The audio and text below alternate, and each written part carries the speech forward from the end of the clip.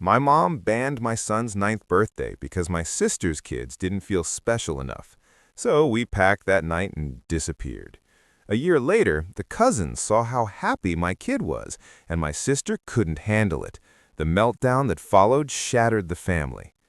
Hey Reddit, I never thought I'd be airing family drama online, but here we are. I need to get this off my chest. Grab your popcorn and listen to this train wreck. It gets worse than you think. By the way, I'm dyslexic. Sorry if I stumble through some words. Bear with me, please. I'm Owen, 37, male, a licensed general contractor making solid money, enough to live a comfortable life. Here's the thing about being the family workhorse. Nobody notices you're carrying all the weight until you just stop, and by then, they're too busy blaming you. Before anything, let me give you a quick background so you understand the family dysfunction. My older sister, Kylie, is what you get when participation trophies meet pure delusion. She's a freelance makeup artist, which basically means she does maybe 3 weddings a year and acts like she runs a Fortune 500, always talking about building my empire from her McMansion that her husband's tech salary pays for. Everything with her is a performance. I don't even hate her. Honestly, that would take way more energy than she deserves. But I stopped respecting her around the time she told someone at a family dinner she was self-made, while I was literally on a ladder installing her whole security system for free. The lack of self-awareness was impressive. Mom kept score like she was running a casino. Every little success got tallied up, but the game was rigged from day one. Kylie could post a selfie and Mom would act like she just cured cancer. I could wire an entire house and get a "you're good with your hands, son." Dad was somehow worse because he pretended not to pick sides, Switzerland and cargo shorts. He'd watch Mom play favorites and just sit there, except for occasionally mumbling, "Now, honey," when it got too obvious, just enabling the whole thing while calling it peacekeeping. This pattern started when we were kids. I'm talking like 10 years old, watching Kylie get private tennis lessons while I'm out mowing lawns for $5. Mom said it was teaching me work ethic, right? Kylie needed lessons to develop her talents. I needed character building through manual labor. Funny how that works. By 15, I was doing handyman work for cash under the table. That's actually where I learned the trade. This old guy who hired me, Vince Caruso, built like a fire hydrant, could frame a wall faster than most people could measure one. He taught me that electrical systems don't lie. They either work or they don't. I met my wife, Anna, at a service call, midnight on a Thursday. Her security system was freaking out and the alarm company couldn't figure it out remotely. When I showed up, she offered me cold pizza and apologized for the mess in her living room. We got married at the courthouse with grocery store flowers and her roommate as witness. The photos looked terrible, the memories perfect. Kylie married Colin at some resort in Napa. Full videographer, signature cocktail, one of those dessert walls with like 14 options and a hashtag that rhymed. Mom cried and told everyone it was the pinnacle of her motherhood. At my wedding, she took one photo and bounced before we even cut the cake. So when Evan was born, I held him in that hospital room and had this crystal clear moment. My entire job is to make sure this kid never feels like a footnote in someone else's story. We don't have much, but we've got rules. Don't lie, don't keep score, don't let people weaponize kindness against you. My family runs on small favors that aren't actually small. Install Kylie's doorbell and cameras, fix Dad's garage opener and get it on Wi-Fi, pick up takeout because Kylie's makeup client ran late, babysit the cousins because Kylie has a consultation. At first, I said yes to everything because that's what you do, right? You keep the peace, you pay the family tax. But the tax kept going up and I never got a receipt. So I started tracking it to have proof that I wasn't crazy about how lopsided this whole thing was. January through August last year, 42 hours of labor, parts and materials, $378 reimbursed, $0 thank yous that didn't immediately get followed by another request. The worst part? They'd just schedule me like I was on their payroll. Text at 7 a.m. on a Saturday. Can you come by at 9? Garage door opener died. No if, ands, You're free, or when you have a chance. Just straight up expectations. And if I said I had Evan's soccer game, well, can you come after? It'll only take 20 minutes. It never took 20 minutes, minimum an hour, usually 2 once they started with the "while you're here" additions. And Evan's game would be over by the time I finished. He'd ask where I was during his goal. I'd say family emergency. He'd just nod like he understood. But that look in his eyes, like he already knew he wasn't the priority, that haunted me. Mom kept saying they'd settle up at Christmas. Then it was after Kylie's launch. Then things are tight right now. Meanwhile, Kylie's showing up to family dinner with a new makeup kit. But it's not even about the money. It's the assumption behind it all.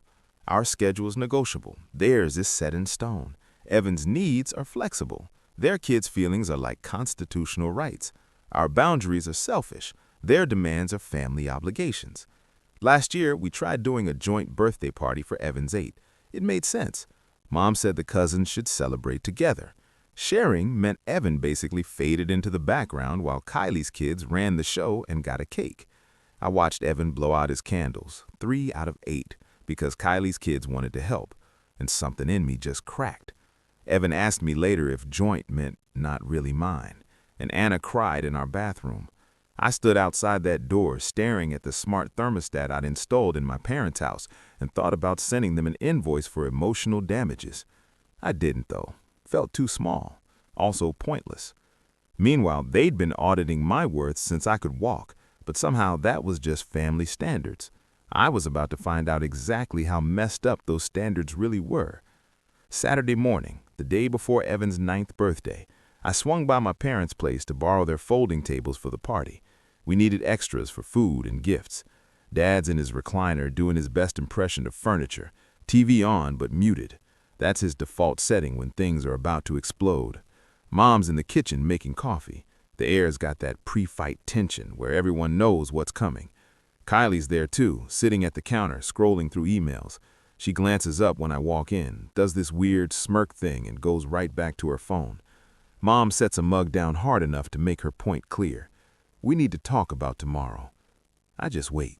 Let the silence do the heavy lifting. You're going to have to postpone Evan's party. What? I ask. Kylie's kids saw the decorations you bought. They're upset. A big celebration for Evan right now would just create conflict. It's not appropriate. The words land like someone threw a brick through a window. It's 5 kids, hot dogs, and a cake from Costco, I say, voice completely flat. We're not booking out Disneyland here. Kylie jumps in without even looking up from her phone. It's not about the party, Owen. It's about being sensitive. My kids are going through a lot right now. They don't need to feel less than. Less than what? I ask. A 9-year-old's birthday party?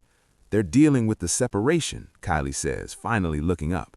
Colin moved out 2 weeks ago. The kids are devastated, and here you are planning this big celebration like nothing's wrong. I blink at her. So my kid doesn't get a birthday because your marriage fell apart? Her face goes red. That's not what I said. That's exactly what you said.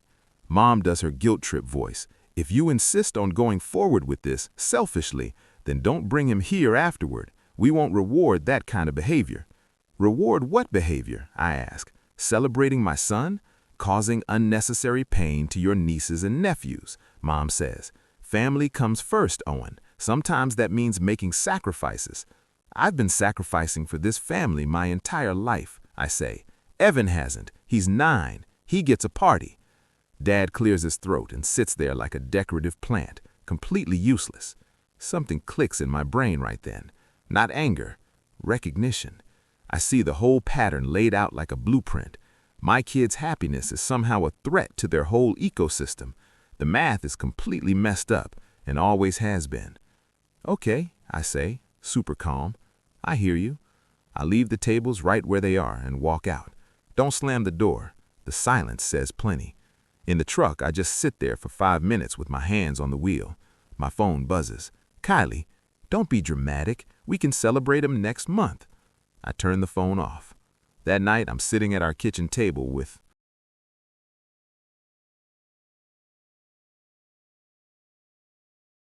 Anna? Evan's asleep. They said no to the party. I tell her. She puts down her phone. What do you mean no? Kylie's kids saw the decorations. Mom said if we do it anyway, we're cut off. No visits, no family contact. Anna goes quiet for a long time. Then what do you want to do? I want to throw my kid his party, I say, and I want to stop negotiating for the basic right to celebrate my own son. Then let's do that. The messages start at 9:40 p.m. Dad, first, let's think this through. Kylie, next, don't make everything so difficult, okay? Then, Mom, if you proceed with this party, do not bring Evan to our home again. We cannot support your disrespect. I screenshot everything, create a folder labeled Evidence, turn my phone off. Anna and I sit in our kitchen, and I feel something I haven't felt in years. Clarity. Sunday morning, Evan wakes up yelling about being 9 and wearing his favorite shirt inside out because he's too excited to check. We frost the cake together. At 8:52 a.m., Mom calls. I let it ring. 9:15, Kylie. 9:30, Dad. The call log looks like a hostage situation, but I'm too busy tying balloons to a fence post to give a single care. Time to throw my son a party and watch my family completely lose it. We set up at the community park near our apartment, reserved the pavilion for $60, hung a banner that said Evan's 9th in letters he'd colored himself, brought a cooler full of drinks, hot dogs on a portable grill, and that Costco cake. Kids start rolling in around 11 a.m. Kylie must have seen the park name on the RSVP text chain Colin was still on because they walked in like they owned the place. Shy hellos that turn into total chaos within like 10 minutes. Soccer in the grass, tag around the trees, that specific brand of joyful screaming. Normal kid activities. At 11:20, I see them at the entrance. Mom walks in first, Kylie behind her, Colin trailing along with their kids, looking like he'd rather be literally anywhere else. It was Colin's custody weekend, and Kylie voluntold him to come for the kids. Dad brings up the rear doing his Switzerland routine, uninvited, uninformed, completely undeterred. Evan runs over and grabs my hand, his palms sticky with frosting. I squeeze back. Mom surveys the setup like she's a health inspector. The paper plates, the gas station cooler, the homemade decorations. Her face does that thing where she's disappointed but trying to look concerned instead. Owen, she says, voice carrying across the whole pavilion, we warned you about the consequences. This is Evan's party, I say, calm as still water. Kylie steps forward with her phone. Look, I'm not trying to cause drama here, but this is incredibly selfish. My kids have been crying all morning, Owen, because you had to prove a point. I'm celebrating my son's birthday, I say. That's not a point. Mom tries the guilt angle, her signature move. After everything we've sacrificed for you. Sacrificed what? I ask. She blinks like I just asked her to solve calculus on the spot. We raised you. We gave you opportunities. You gave Kylie opportunities. You gave me chores. Don't mix things. One of Evan's friend's moms is watching this whole thing go down. Soccer mom type with a minivan and sensible shoes. She catches my eye and mouths, "You okay?" I nod. She positions herself between Mom and the kids. Kylie jumps in. Oh my God, are you seriously playing the victim card at a children's birthday party? I'm playing the host card, I say, at my son's party that you weren't invited to. Colin clears his throat. Hey man, let's be adults about this. I am being an adult, I say. I planned a party for my kid. You guys showed up uninvited and tried to make it about yourselves. Clear. Who needs to act like adults? Mom's eyes widened. How dare you speak to us this way? Dad tries to step in. Son, maybe we should all just take a breath. Don't son me, I say. You sat there for 37 years watching this happen and said nothing. You don't get to play mediator now. The kids have all stopped playing, just standing there in awkward silence, watching adults absolutely ruin a perfectly good Saturday. I hate that, but I also know this needs to happen. I crouch down to Evan. You okay, buddy? He nods. You want them to stay? He looks at his cousins, then at Kylie, then back at me. I just want everyone to have fun. Smart answer. Diplomatic. He's 9 and already better at this than any of us. I stand back up, look right at my mother. You can stay and behave like guests, or you can leave. You're giving us an ultimatum? She asks, voice shaking with that manufactured hurt. I'm stating Boundaries. If that feels like an ultimatum, that says way more about you than me.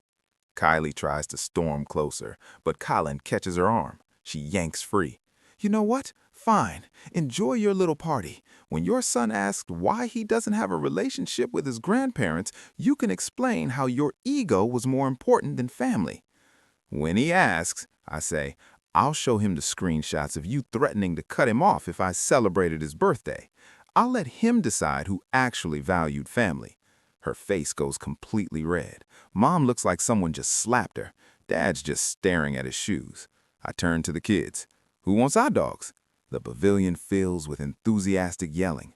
Mom's standing there frozen. Then she snaps.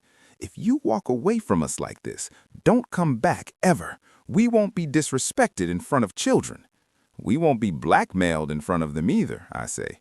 Kylie films herself walking toward the exit, probably already drafting the victim post in her head. You'll regret this, she says over her shoulder.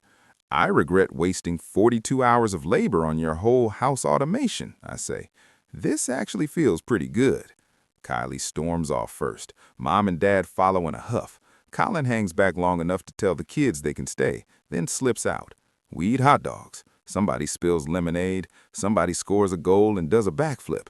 Life just reboots like nothing happened. When the last kid leaves, Anna leans against me. I'm proud of you. I exhale for what feels like the first time all day. Colin shows up like an hour later to get his kids. Kylie left without them. He apologizes, says the separation is getting messier, says Kylie's been spiraling since he moved out. He laughs, sad laugh, then he says something that sticks with me. She kept telling me you owed her for being family, for existing, like you were the jerk for wanting to get paid for skilled labor. I started actually doing the math on what she was spending versus what she was bringing in, and nothing added up. You're better off, I say. So is my bank account, he says, and my blood pressure. That night, I started thinking. I knew we couldn't stay in this apartment that's only 15 minutes from their house, not where they could just show up whenever they felt entitled to, not where every grocery run risked an ambush. We clean up the pavilion, take our leftover cake home. That night, I'm sitting on our balcony that overlooks a parking lot, and I realize something important. We need to disappear completely. Time to go ghost. We pack like we're fleeing a crime scene. 2 duffel bags, 1 backpack, Evan's favorite Lego sets. Anna grabs our important documents. I take my tool bag and invoice book. Everything else can get replaced or just left behind. I call Vince, the old contractor who taught me the trade, tell him we need somewhere to crash for a week, maybe 2. He doesn't ask questions, just gives me the address to a rental property he owns on the east side of town. Says the tenant just moved out and we can stay there while he looks for someone new. No rent, he says. Just keep it clean and fix anything that breaks. We leave our apartment at dawn. Don't tell the landlord, don't forward our mail. We ate the deposit and a lease break fee that hit 2 weeks later, paid it, and called it tuition for peace and quiet 101. So we load up the truck and drive across town like we're entering witness protection. Vince's place is a 2-bedroom above a tattoo parlor. The stairs creak, the windows don't seal quite right, but it's 30 meters from my parents' house, and that makes it absolutely perfect. The buzz of tattoo guns and the smell of antiseptic become our new normal. Evan thinks it's cool. Anna says it has character. I say it has distance. The family reaction comes in waves. Week 1, 34 missed calls from Mom, 19 from Dad, 12 from Kylie. Unknown numbers that turn out to be cousins and aunts recruited for the guilt campaign. Voicemails ranging from concerned to straight-up threatening. Where are you? We're worried about Evan's well-being. This is abusive behavior, Owen. You're tearing this family apart. I save everything. Label it weather report. One voicemail from Mom really stands out. Your father fell yesterday. Had to call Kylie because we couldn't reach you. What if it had been serious? What if he died and you missed it because of your pride? I call Vince. Did my dad fall? Saw him at the hardware store this morning, Vince says. Looked fine to me. Was buying mulch. Lying to manufacture emergencies. Classic move. Week 2, the financial ambush. Mom texts me a spreadsheet, an actual Excel document, itemized loans she claims I owe her. It includes birthday gift 2019, $50, now classified as loan. Thanksgiving groceries, $87. Emergency assistance, $200. I rewired their entire electrical panel for free. Christmas presents, $840. Apparently, gifts are loans now. Total claimed, $2,337, with reasonable interest, $3,150. I screenshot it, add it to weather report, text back, send me an itemized invoice for every hour I worked for free. We can settle the difference. She doesn't respond, but I do the math anyway. Sit at Vince's kitchen table with my invoice book and a calculator. Every job I can remember, every repair, every installation, every quick favor that turned into 3 hours. 42 hours of labor at my current rate of $110 per hour, $4,620. Parts and materials, $378. Family discount that was actually just free labor, $4,998. I don't bill them, but I keep the invoice, file it with weather report, just in case. Week 3, the smear campaign. Kylie posts some quote about setting boundaries with toxic family members over a sunset photo. 3 people comment hearts. 1 person comments, staying strong for your babies. Then she posts a whole carousel of photos from her kids' healing journey, therapy sessions, art projects about feelings, a vision board about rebuilding after family trauma. The comment section is a piece of work. Everyone feels terrible for Kylie. Poor Kylie, abandoned by her brother. Nobody mentions the 42 hours. Nobody mentions the threats. Nobody mentions my son's birthday. I stay completely off social media, delete the apps, block their numbers. Our new life has a rhythm to it. Mornings, walk Evan to his new school 6 blocks away. Mrs. Lee runs the corner deli and starts giving Evan free apple juice boxes. Your boy has good manners, she says once. That compliment means more than any family dinner ever did. Afternoons, service calls. I raise my rates by $15 and stop apologizing for it. Charge extra for same-day service, add a weekend premium. Funny thing happens. People just pay without complaint because professionals charge professional rates. Evenings, homework at a folding table I found on Craigslist for $10. Pasta 4 nights a week because it's cheap and Evan doesn't complain. Soccer in the park. I take every contracting job I can get. Stop undervaluing myself. And here's the thing. Once you stop doing that, other people stop too. I also implement a new policy. When family text asking for help, I send a standard reply. Happy to help.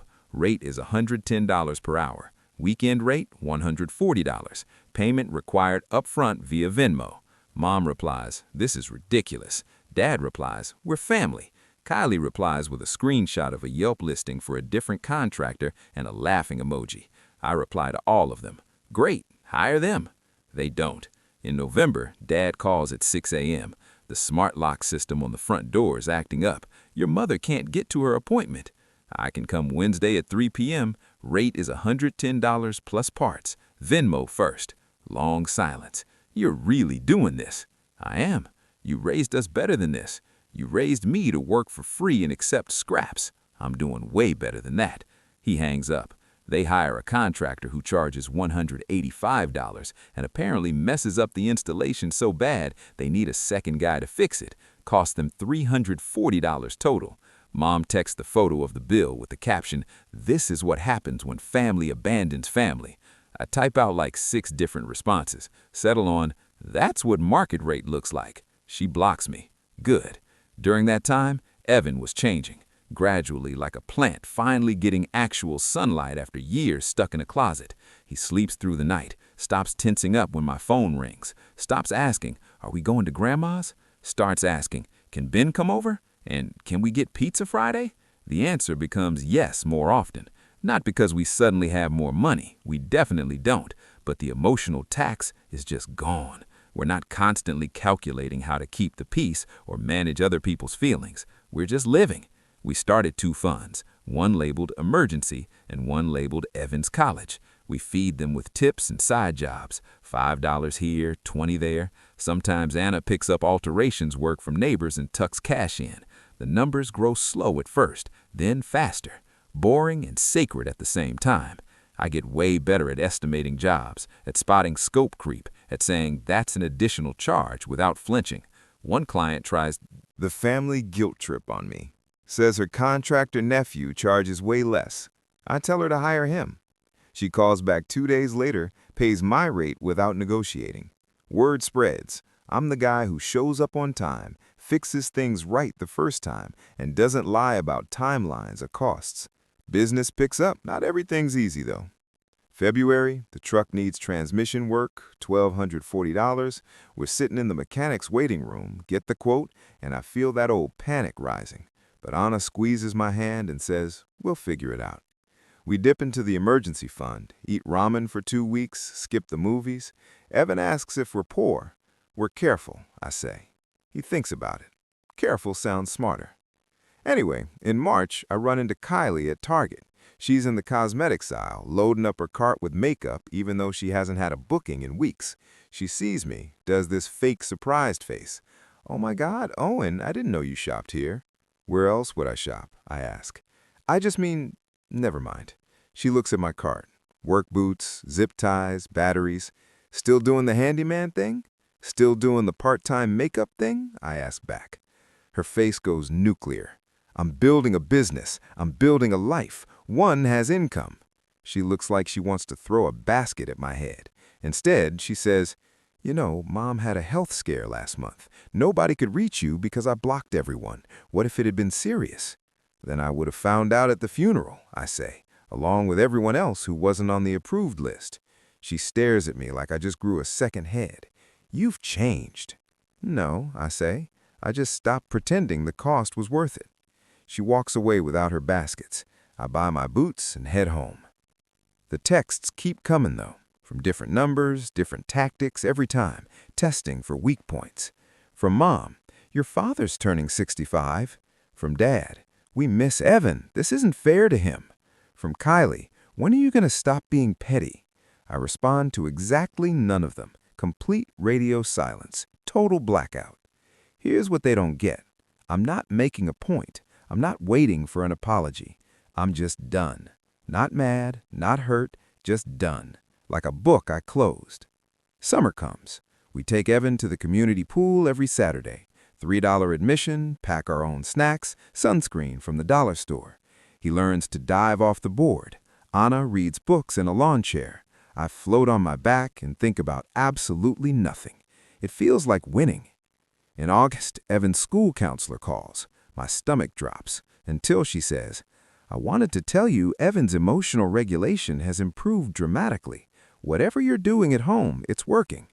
I'm sitting in my truck outside a job site, and I just feel relief.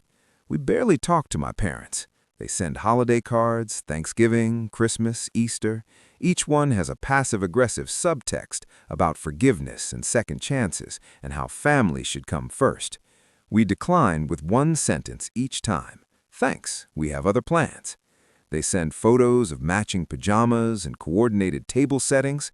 We wear mismatched socks and eat pizza straight from the box, and Evan falls asleep between us. One night in October, Anna asks, do you miss them? I actually think about it. Really think. I miss the idea of them, I say. The version I kept hoping they'd turn into. But the real them? Nah. I don't miss being the help.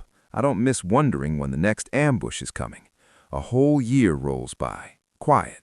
No explosions. Just the slow accumulation of better days. Then Evan turns 10. 2 weeks before Evan's 10th birthday, he asks the question I've been waiting for.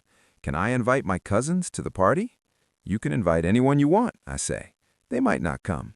He writes their names down anyway. Right after Ben and Aiden and Paige draws tiny soccer balls next to each one. We plan the same setup, same park pavilion, plus I rent an inflatable obstacle course from a company whose van I helped with an electrical issue when the driver's inverter died. He gives me $100 off and throws in a bubble machine. Community karma, he says. Party day, 1 p.m. The pavilion fills up with kids and noise. I set up the obstacle course and it's an immediate hit. Kids screaming, laughing, wiping out on the inflatable walls and bouncing right back up for more. At 1:11, Kylie shows up with her kids. No mom, no dad. The kids look uncertain for like 8 seconds, then see the obstacle course and forget to be strategic. Evan hands his cousin a juice box. You can go first if you want. The cousin smiles. Cool, you go first. It's your birthday. 10 minutes later, I hear, Evan's parties are actually fun, from one cousin to another. Kylie catches it, goes stiff, then snaps loud enough for nearby parents to hear. Must be nice having endless attention. One tear, quick turn, and she speed walks to the parking lot. Mom chases her. The kids keep playing like nothing happened. It could have been this simple the whole time. But then, at 1:47, Mom and Dad walk in late, cautious, dressed like they're going to a funeral. They stand at the edge, watching the chaos like anthropologists. Mom approaches me. Can we talk? Not now, I say. We're busy. 5 minutes. No. She blinks. Excuse me? You're not the main character here, I say. Evan is. Either join the party or leave. Those are your options. She looks like I just slapped her. Dad takes her arm. Come on, let's just enjoy the party, hon. They sit at a picnic table, don't really interact much, take a few photos, leave after cake without saying goodbye. At 2:30, Kylie corners me by the cooler, arms crossed, doing that fake concerned look. So, this is your revenge, she says, excluding family from your son's milestone? I didn't exclude anyone, I say. I invited Evan's cousins. They came. You're here. That's inclusion. Mom and Dad are hurt. Mom and Dad threatened to cut off contact with my son if I celebrated his birthday last year. They can sit with that discomfort. You're never going to let that go, are you? Why would I? They meant it. I adjusted accordingly. She tries a different angle. What do you want from us? Nothing, I say. That's the whole point. I don't want your version of family. I'm good. You're bitter. Nope, I'm free. That night, my phone blows up. Messages ranging from passive-aggressive to openly hostile. I dropped a stitched screenshot to the family thread, the threats about canceling Evan's 9th, then muted it. No replies after that. You humiliated your mother. You're destroying this family. We'll never forgive you. Don't bother coming to the funeral. I read them all, saved them to weather report. Go to bed. 2 days later, Vince Caruso calls. You busy? Depends. Got a job for you. Big one. Corporate client, office building downtown, full security and automation overhaul. They're looking for a reliable contractor. I recommended you because you do good work and don't mess people over, he says. Also because I'm retiring and need someone to take over my commercial clients. The job pays $18,000. The client's a law firm, respectable, established, the kind of place that doesn't haggle on invoices. I start the following Monday, 20 months in. Here's what happened to everyone who said I'd regret walking away. Kylie's marriage completely falls apart. Turns out, when you lose your free tech support and contractor, you start looking for a replacement. Kylie apparently decided that should be Colin, started demanding he handle everything I used to do, install smart home equipment, fix appliances, run Ethernet cables. Colin's a software engineer, not a contractor. Every project goes sideways. Every failure turns into a fight. She tells everyone she's focusing on her business. Meanwhile, Colin files for divorce, citing irreconcilable differences and financial infidelity. Turns out, Kylie's been hiding debt, a lot of debt. Credit cards maxed out for makeup supplies she never even used, a studio space she rented for 6 months that was literally just a spare bedroom in someone's house. Professional photography sessions for a portfolio that her 0 bookings. Her makeup artist dream was funded entirely by borrowed money and Colin's paycheck. When he gets access to the accounts during discovery, he finds $38,000 in hidden debt. The house goes up for sale. Kylie moves into a condo and immediately starts telling people she's simplifying to focus on artistry. Translation, couldn't afford the mortgage anymore. Her business dries up too. Brides talk. When your marriage implodes publicly and your own brother won't speak to you, people start wondering what you did. Nobody wants drama on their wedding day. One bride tells her bridal party coordinator, who tells her photographer, who tells a makeup artist friend who posts in a wedding vendor Facebook group. Anyone else have issues with Kylie? She seemed really off at my trial, very distracted, kept checking her phone, made comments about her ex-husband. I don't want that energy on my wedding day. 43 people see that post. In the wedding industry, that's basically a death sentence. Her bookings dropped from 2 a month to 1 every 3 months. Months. She tries to pivot to teaching makeup classes at the community center. Gets 3 students, loses 2 after the first session. I find out because she texts me at 2 a.m. on a Wednesday, clearly emotional and not thinking straight. "This is your fault. You turned everyone against me. You poisoned the whole family." I reply, "I didn't have to do anything. I just stopped covering for you." Mom and Dad's retirement plan completely collapses. They've been banking on moving in with Kylie, the big house with the yard and the guest suite.